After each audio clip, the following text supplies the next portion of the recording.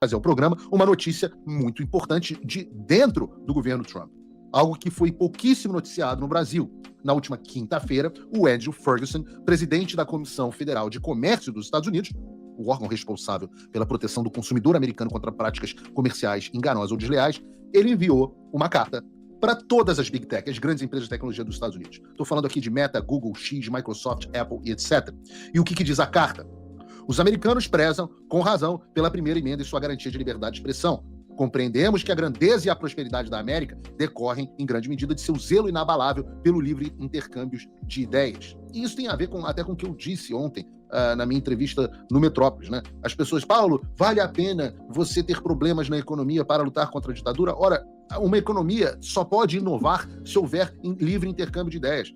A China, por exemplo, tem uma dificuldade enorme com inovação, tem que roubar a propriedade intelectual desenvolvida onde? Em países como os Estados Unidos, que têm livre intercâmbio de ideia. Então, essa escolha entre liberdade e economia, essa é uma escolha falsa. Não há economia próspera sem o inabalável intercâmbio de ideias que diz aqui essa carta.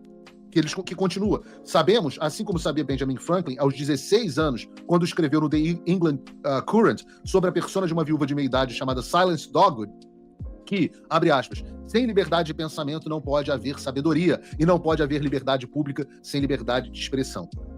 Continua a carta. No século XXI, as praças públicas nas quais os cidadãos se reúnem para trocar ideias e engajar-se em debates vivos passaram a incluir também as plataformas online. E porque tais plataformas se tornaram tão cruciais para o discurso público, a censura generalizada na internet nos últimos anos tem indignado o povo americano. Não apenas cidadãos foram censurados e expulsos dessas plataformas por expressarem opiniões e crenças que não eram compartilhadas por uma pequena elite do Vale do Silício, mas a administração anterior atuou ativamente para incentivar tal censura. E aqui vale uma explicação. Enquanto no Brasil o grande promotor da censura era o TSE, a ponto das empresas de tecnologia se chocarem, boa parte da censura ocorreu por conta e vontade das próprias empresas de tecnologia. Nos Estados Unidos, em vez de ordens do Alexandre de Moraes, você tinha pressão de bastidores da administração Trump. Mas é o mesmo fenômeno global. Ora, lembre-se, veio das próprias plataformas de rede social, em 2017, 2018, começarem a mudar os seus termos de serviço para incluírem discurso de ódio, desinformação, esses termos que depois acabaram incorporados pelo TSE. Então é a isso que o FTC está respondendo aqui. É a isso que ele está dizendo, olha, redes sociais durante muito tempo vocês censuraram porque vocês não gostavam das ideias da população. Isso precisa acabar. E eles continuam. O presidente Trump pôs fim de maneira célere à instrumentalização do governo federal contra americanos e suas liberdades. Mas governos estrangeiros, prestem atenção nessa parte, porque vocês acham que eu estou falando de uma pauta americana, mas tcharam! Na verdade, eu não estou falando de uma pauta brasileira, porque vejam este trecho. E eu acho admirável que isso tenha sido tão pouco explorado no Brasil. Vejam. Mas governos estrangeiros representam ameaças emergentes e contínuas ao livre intercâmbio de ideias. Empresas podem estar censurando cidadãos americanos em resposta às leis, exigências ou expectativas de exigências de potências estrangeiras. O que estão dizendo aqui? Ora, americanos têm acabado sofrendo censura por conta de legislações de outros países. Além disso, as políticas anti-encriptação de governo estrangeiro podem estar levando as empresas a enfraquecer medidas de segurança de dados e outros mecanismos tecnológicos destinados a garantir aos americanos o direito de comunicação anônima e privada.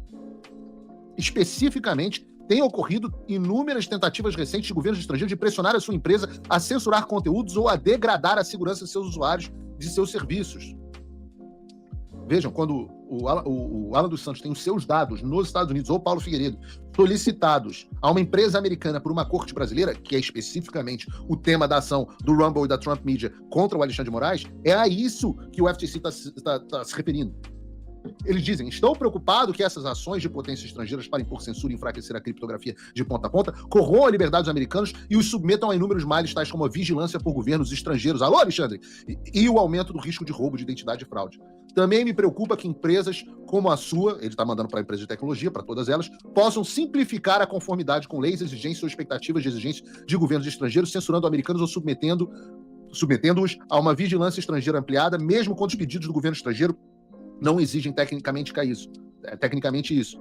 Com efeito, Governos estrangeiros que buscam limitar a liberdade de expressão ou enfraquecer a segurança de dados nos Estados Unidos podem contar com o fato de que as empresas têm o incentivo de simplificar suas operações e medidas de conformidade legal, aplicando políticas uniformes em todas as jurisdições. O que ele está dizendo aqui de forma em bom português? O que ele diz é o seguinte: muitas vezes é impossível você criar uma regra em termos de algoritmo, em termos de transparência, em termos de encriptação, para todos os países do mundo.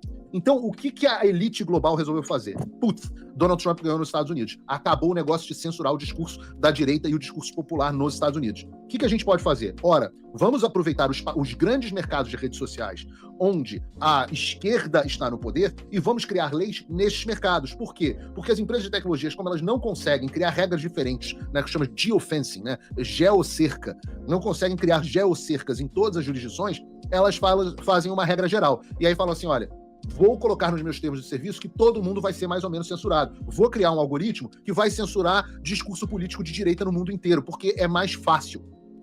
E é isso que eles estão dizendo aqui, que com isso você acaba tendo cidadãos americanos atingidos, não só em países e ditaduras como o Brasil, ou a Europa, como que está caminhando nessa direção também, e você acaba tendo americanos atingidos, como foi o meu caso, como o caso Constantino e outros, mas você também tem o efeito dessas empresas acabarem criando empecilhos dentro dos Estados Unidos para atender essas demandas.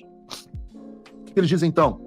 Censurar americanos para cumprir leis, exigências ou expectativas de exigência de uma potência estrangeira também pode violar a seção 5. Os consumidores americanos não esperam de forma razoável ser censurados para apaziguar um poder estrangeiro e podem ser induzidos em erro por tais ações. Da mesma forma que ocorre com medidas de segurança enfraquecidas, os consumidores podem ser ainda enganados caso as empresas não informem de maneira clara e proeminente que determinadas políticas de censura foram adotadas em razão das ações de um governo estrangeiro, já que os consumidores podem não desejar utilizar um serviço que os expõe a censuras de potências estrangeiras. Isso é muito direcionado ao Brasil do Alexandre de Moraes. É uma surpresa enorme, quase que uma surpresa enorme, que a imprensa brasileira não tenha relatado isso com o nível de profundidade que precisa ter. Atenção, Hugo Mota, atenção, Congresso Nacional. O governo americano está emitindo um alerta violento aqui. Vocês que querem aprovar sob urgência projetos de lei de censura e restrição às redes sociais, entendam, isso é uma declaração de guerra comercial aos Estados Unidos. Continua a carta. Além disso, pode constituir uma prática desleal de submeter os consumidores americanos à censura de um poder estrangeiro mediante a aplicação de requisitos legais, exigência ou expectativas de exigência de uma jurisdição estrangeira a consumidores que se encontram fora dessa jurisdição. Tudo que descreveu Andrew Ferguson é aplicado diretamente ao Brasil.